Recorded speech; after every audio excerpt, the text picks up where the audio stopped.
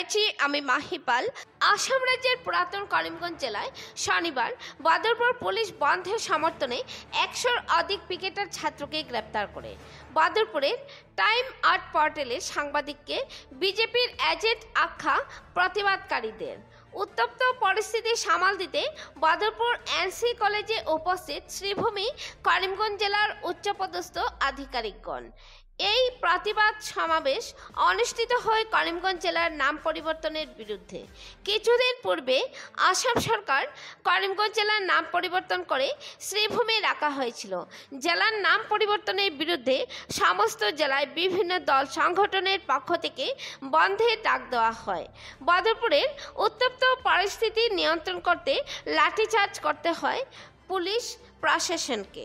জেলার নাম শ্রীভূমি রাখার সমর্থনে বাদরপুর পৌরসভার ওয়ার্ড কমিশনার নিরুপম আচার্য ও বরিষ্ঠ বিজেপি নেতা দীপক দেব এ নিয়ে সংবাদ মাধ্যমে তীব্র প্রতিক্রিয়া ব্যক্ত করেন।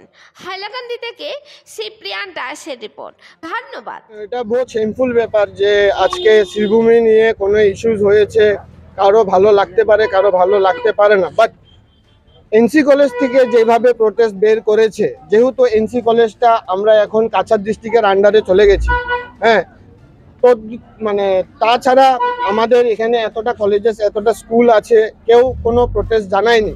ইভেন গতকালকে স্কুল অ্যাডমিনিস্ট্রেশন এবং কলেজ অ্যাডমিনিস্ট্রেশন থেকে ক্লিয়ার কাট বলা হয়েছিল কোনো স্টুডেন্ট যাতে এরকম ধরনের কোনো প্রোটেস্টে যাতে ইনভলভ না থাকে। কিন্তু এত কিছু করার অ্যানাউন্সমেন্ট করা সত্ত্বেও কেন, আমার কোশ্চেন যে আপনার এনসি কলেজ থেকে কেন এই প্রোটেস্টটা বেরোলো, আর স্টুডেন্টরা যে এইভাবে প্রতিবাদ করে রাস্তা অবরোধ করেছে, যার জন্য রাস্তা দিয়ে কোনো অ্যাম্বুলেন্স যেতে দেয়নি, পেশেন্টেরও খুব প্রবলেম হয়েছে। আমাদেরও এখানে কাজ ছিল, আমরাও আজকে কাজ আর হয়নি, দোকানপাট বন্ধ করেছে। এটা খুব মানে ধিক্কারজনক ব্যাপার। তার সাথে এই জিনিসটা যে হয়েছে, এটার জন্য আমার মনে হয় সম্পূর্ণভাবে দায়ী এনসি কলেজের প্রিন্সিপাল। ওনার উপরে যাতে আমি প্রশাসনকে রিকোয়েস্ট করব যাতে প্রিন্সিপালের উপরে প্রশাসনিক দিয়ে যেরকমভাবে আইনি ব্যবস্থা নেওয়া উচিত, সেইভাবে জানে প্রশাসন যাতে আইনি ব্যবস্থা। যে স্ট্রাইক যেটা হয়েছে, আমি বদরপুর এনসি কলেজে যে স্টুডেন্ট যারা স্ট্রাইকে নেমেছে, এটা কার ইশারায়, কার ইয়েতে হয়েছে? আজকে ইট পাথর দিয়ে মারছে পুলিশ প্রশাসনকে, হিমন্ত বিশ্ব শর্মা মুর্দাবাদ বলছে, এটা কার ইশারায়? এটা সম্পূর্ণ কলেজ কর্তৃপক্ষ মর্তুজা যে প্রিন্সিপাল তার ইশারায় সবকিছু হয়েছে। আজকে টাইম যদি ছাত্রদের কন্ট্রোল করে রাখতা, আজকে ওই ছাত্ররা লাইফ কে বিয়ে করবে? আজকে টাইম লেগে হয়েছে, আজকে টাইমে সবে অ্যারেস্ট করা দরকার। আমি পুলিশ প্রশাসন এবং আমার ডিসি মহোদয়কে অনুরোধ জানাইবো, প্রথমে টাইমে আইনের আওতায় আনা হোক।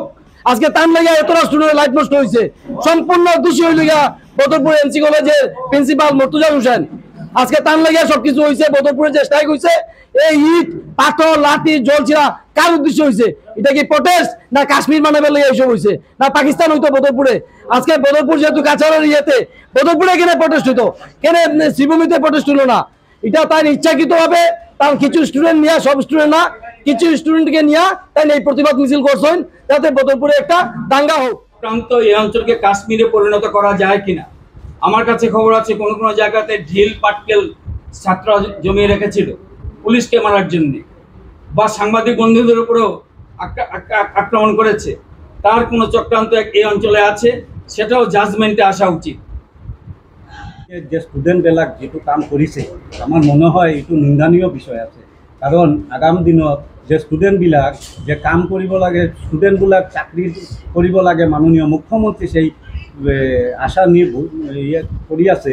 কিন্তু এই দুটা যে আজি যে ঘটনাটো হৈছে, আমাৰ মনে হয় এইটো যদি প্ৰিন্সিপাল কোনো এটা ইংগিত আছে প্ৰিন্সিপালৰ, যে প্ৰিন্সিপালেই কৰাইছে, এইটো আমাৰ মানে পুৰা দৃঢ় বিশ্বাস আছে।